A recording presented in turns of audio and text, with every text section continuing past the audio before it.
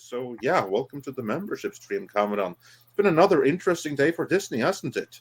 That's it. And I reached out to Andre and Tom because some of you may have seen that the trades are reporting that the Disney CFO, Christine McCarthy, is apparently being positioned to be the next CEO, which is interesting. Is all this drama that's happened with Chapek's ouster, which feels like 20 years ago, but was only about 2.5 weeks ago, is you know within 2 weeks of all of this, they're already talking about a new CEO. Mr. Iger's been brought back with allegedly a 2-year contract, but within 2 weeks, they're already talking about who's going to replace him. We can say, okay, well, they've had such a chaotic thing. They've got to put the line of succession in place to calm investors.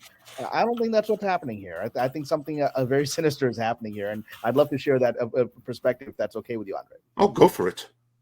So those of you who have been following, some of you are members of my Patreon, but I think many of you have seen me on Midnight's Edge talking about this in the last couple of weeks. I have a very specific theory that so far seems to keep confirming the data points, and again, today's data point seems to confirm it. I have a very specific theory. It's just speculation, but I believe it to be true, just personally, that something deeper than the official narrative that we're being given about why Bob Chapek was removed is happening there, something much more sinister.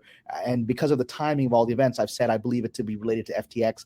I've said that my opinion was that the CFO, Ms. Christine McCarthy, who we're going to talk about today, was likely the person that embroiled the company in FTX to cover some of the financial holes it's had that we've known about since we had the whistleblower a few years ago say that there's accounting shenanigans on the Disney books.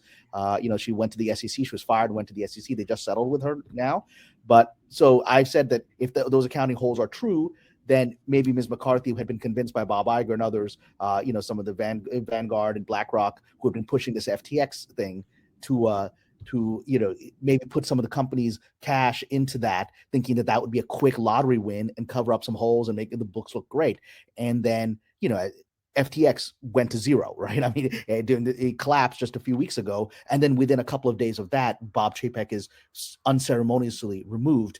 And all the news leaks of the last 2 weeks have been, there was Christine McCarthy behind it, the CFO, right? Who it was quite shocking. And the fact she's being put out there, the story keeps changing. The first story was that she had rushed to the board in an emergency meeting because she didn't like how Chapek had handled himself by remaining calm on the investor call when the numbers weren't good. Well, he should be calm on the investors' call. That's his job. That was a bizarre statement. And then 3 days later, they came up with a new story. She rushed to the board because she found accounting shenanigans, and the Chapek had supposedly been moving money around to hide losses on the Disney Plus shows, which of course doesn't make sense because that's her job. As we've had Mexican Iron Man, who is, a strong supporter of this channel and on my Patreon, has said, so he runs an accounting firm. He's done accounting for the studios. The CEOs of these companies don't have direct access to those books. The CFOs do. So that kind of accounting shenanigans, which are kind of normal in Hollywood, are done by the CFO. So that story didn't make sense, right? And I've said for some time, the fact that the CFO's name keeps being put out there as a person who toppled Bob Chapek for these bizarro reasons that don't make sense may have put the company in some kind of financial situation. So if that were true, then what would the board do? If the board is essentially covering up a financial scandal, then what would they do? Well, they bring in Bob Iger, who I've suggested was probably at least involved with the people that said get involved in FTX because, he wanted to be Democratic candidate for president. He's very public about that. And we now see that much of FTX money seems to have gone to the Democratic Party. And so there seems to be a little money laundering going on there. And it would make sense that he might have been the person who said, hey, my party needs help. Put some money in here. It'll work out for everybody. And then it blew up. They get rid of Chapek, who, if he found out, would go ballistic on everybody. So they had to get rid of him, silence him. He's still silent. Not one word from him in 3 weeks. And then bring in Iger, who I think probably was the engineer behind this dumb idea. And now, what do they do with it? Suddenly, we start off this week with hearing that Christine McCarthy is being positioned as the leading candidate for to replace Bob Iger 2 years from now. The same person the same person who I'm positing likely was the trigger woman for this FTX scandal. And so, CFOs aren't generally the people that are positioned for a company like Disney. It was a shock when Bob Chapek, who was a financial guy from the parks, was to replace Bob Iger. Because these companies, especially these Hollywood companies, they especially with someone like Iger, they need people that can interact with the actors, with the talent and all that. Iger is very good at schmoozing, and the money people aren't generally that good at that. They're not considered part of the Hollywood network. So Chapek's arrival a few years ago was bizarre to Hollywood, but now everyone's acting like this is normal, that the CFO who just ousted her boss is supposedly being positioned to replace Iger in 2 years, when she probably wouldn't have been a candidate in a normal line of succession in the Hollywood system. To me, this confirms there's accounting shenanigans, and they need to have her in place, because if some outsider to this conspiracy comes in, they'll look at the books in 2 years and go, "What the hell is this? What happened here?" I'm calling the SEC. I'm talking to some investors. What are you doing? They can't have anybody new who in there. They've got this line of succession. It has to be everybody that knew about this, because otherwise they're all going to jail. That's my opinion, speculation. But to me, today's bizarro news that she's already being announced as the new CEO or being positioned for it, it's so strange. It fits the theory that I've said, that they're covering up something, and she's the one that they're using to cover it up. So it just fits the line. Nothing deviates from my theory so far. So that's my thought for the members. I don't know if the members want to comment on that.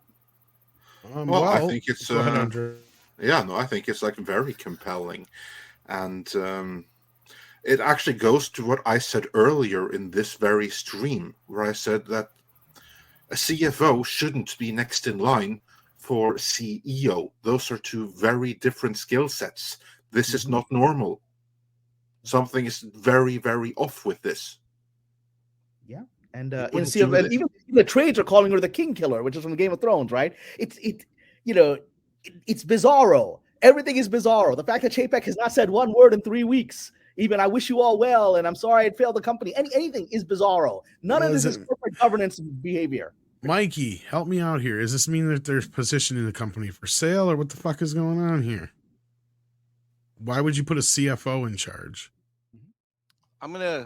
So number one is that, let's go back to what Andre said. It is incredibly unusual for a CFO to take over the lead job of CEO of any company for a variety of reasons. The biggest reason has to do with that they don't typically have the same skill sets, number one. Number two is that this particular CFO is incredibly ingrained at Disney, been there over a decade, and has been there with Iger and knows where all of the bodies are buried. Number three, going back to what Kamran said, is that there is no mathematical way, there's no way in the physics of corporate planet Earth where Chapek could have done anything to the books, because as a matter of what's called segregation, delegation of controls, and responsibilities, which is mandated by the SEC and a myriad of corporate governance laws that exist for corporations that are publicly traded, the CEO himself does not have the ability to either A, make any changes to the books, or B, even access the books. In fact, a CEO would not even have a login code to be able to make a journal entry in order to adjust one number in the books, and that's done very purposefully. So the only person that has the ability to do that is this McCarthy check. In order for her, it has been, so when Cameron's theory first emerged, I didn't get a chance to talk to him about it for about a week.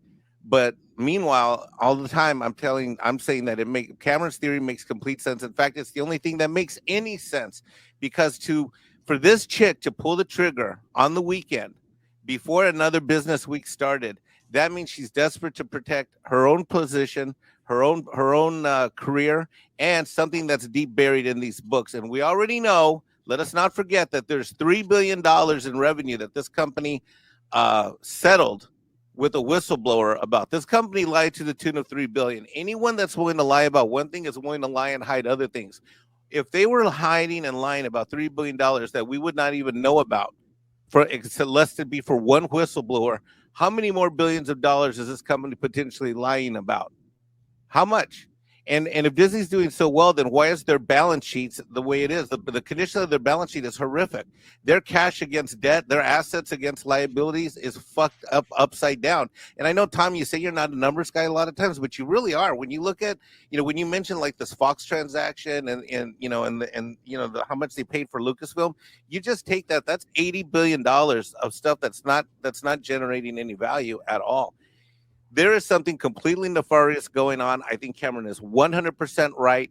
And I made the and I've been suggesting since the first time I was asked about it on the live stream that this McCarthy, for her to be the trigger person, means that she's hiding something, and she's got to bring her boy Iger back in order for them to try to fix this, transition it, and then she's going to be the one that helps band-aid this thing going forward. And frankly, the Disney books are so complicated because of the way that they're structured with all these sub-entities. You remember that graphic I put up on the live stream that has Disney and all of its departments, where Lucasfilm is basically shoe department? The books of this particular company are so complicated that they have to bring in different external audit firms to audit the different pieces of this thing. The only person that might know where these bodies are buried is this person, and we have to. And basically, if I'm the board, if I've got to hide a problem or fix a problem, I'm going to have the one person who knows where the problem is fix it, even if that's not the best person overall.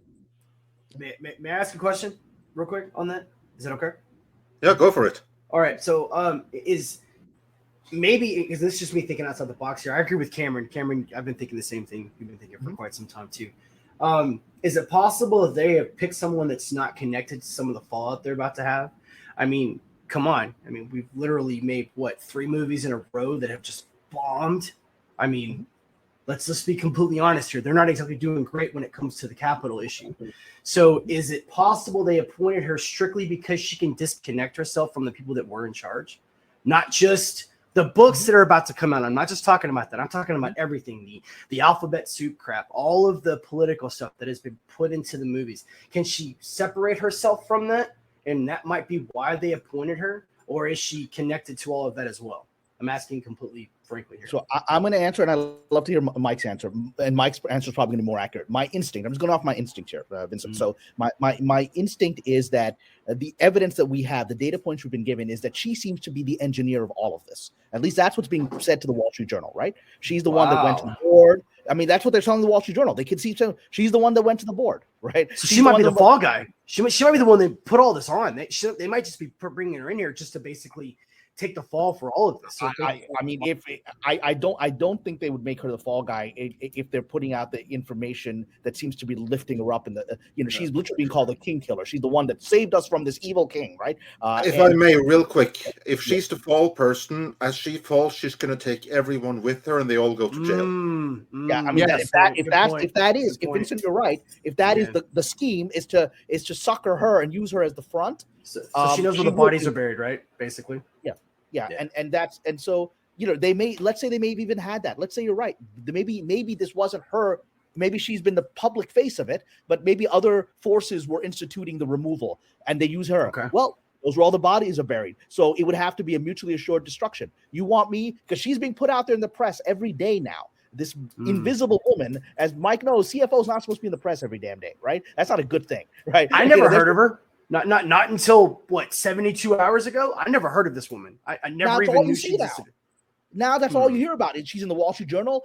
I received a message on my Patreon this morning from one of my Disney employees, and he said this supports.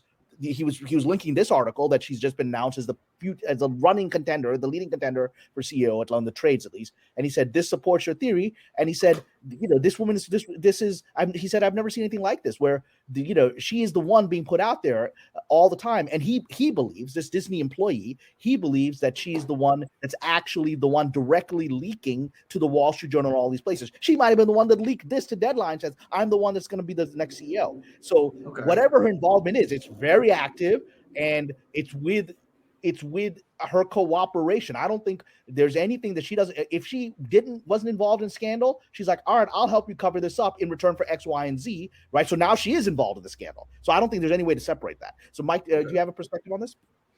I agree with everything you just said, and more importantly is that right now she's in the unique position where maybe Iger can provide the political and the woke and the external stuff, but she's the one that's got to fix this problem, knows where the bodies are buried, and it's got to keep them from getting dug up. But it's quite possible that, if you got to remember, every major scandal that's happened in corporate America has been the product of a CEO and a nefarious CFO, where the CEO was out there doing the public stuff. That was the MCI WorldCom. I mean, the list goes Enron. The list goes on and on. Every major corporate scandal has been with external PR marketing CEO and a nefarious CFO who was the real architect.